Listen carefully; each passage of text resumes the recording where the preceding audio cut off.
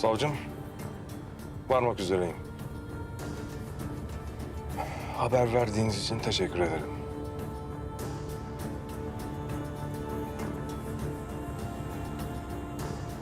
Eğirdir'e, hemen.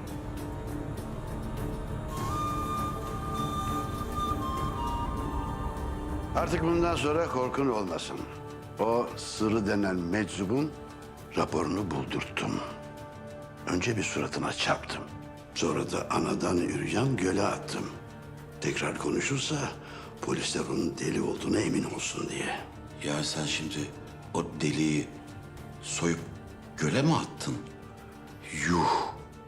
Artık istediği yerde istediği konuşmayı yapsın. Allah'ım manyağı. Zaten adı çıkmış 9'a, bir daha hiç inmez 8'e. Şimdi ben sözümü tuttum.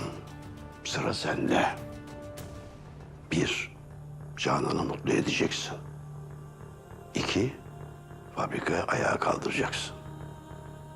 Yoksa senin için de güzel planlarım var.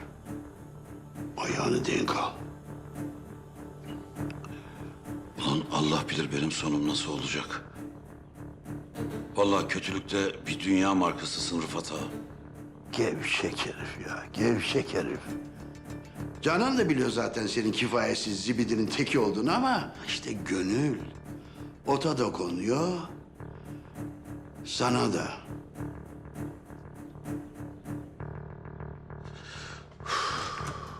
Ulan deccal gibi adamsın sen ya. İçimi kararttı.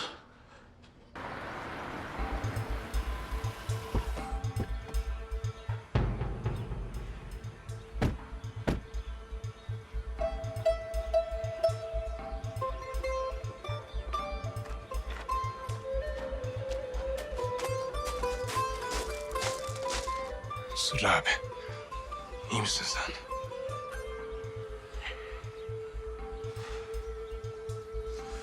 Bunların hesabını soracağım abi. Soracağım.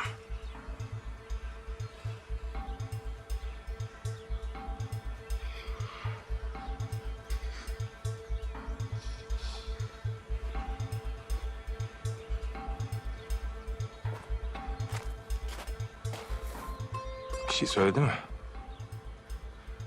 Atabeyler değil mi?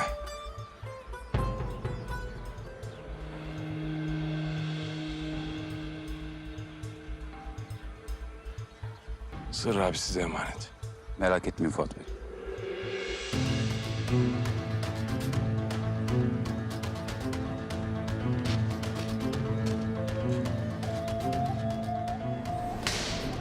Ne vuruyorsun Rıfat ağa? Sus lan, geberttin mi kendini? Adnan her yerde Atabeylerin Mehmet abine bir şey yaptığını söylüyormuşsun ha? Yapmadınız mı? Sus lan! Baldırı çıplak. Ulan fukara sümü. Senin ağzının tavanına salıncak kurarım lan. Isparta'dan depolup gideceksin. Duydun mu beni? Al. Önce aç karnını doyur. Sonra da ilk otobüse bin git.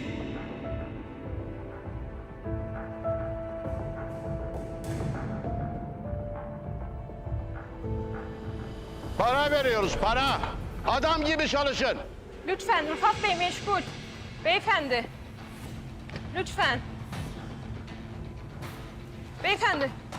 Rıfat! Atabey!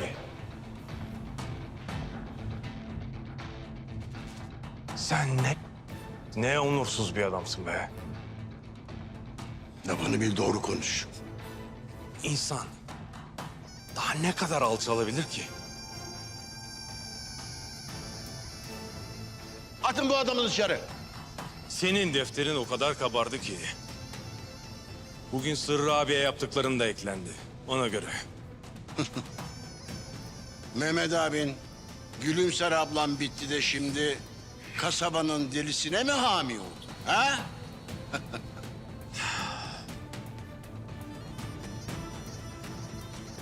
Bu etrafındakilerin hepsi. Onların hepsini alacağım senden. Senin onurunu, haysiyetini, işini, hayatını alacağım senden.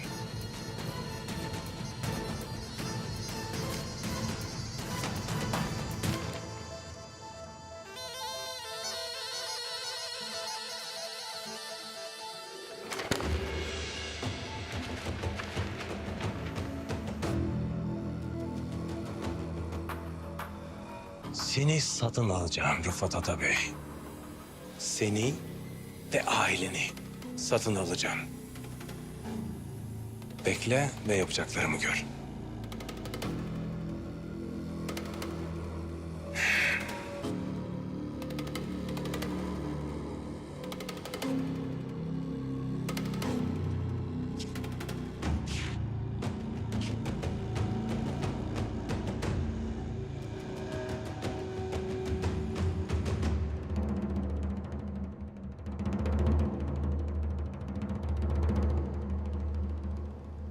Çalışsanıza be!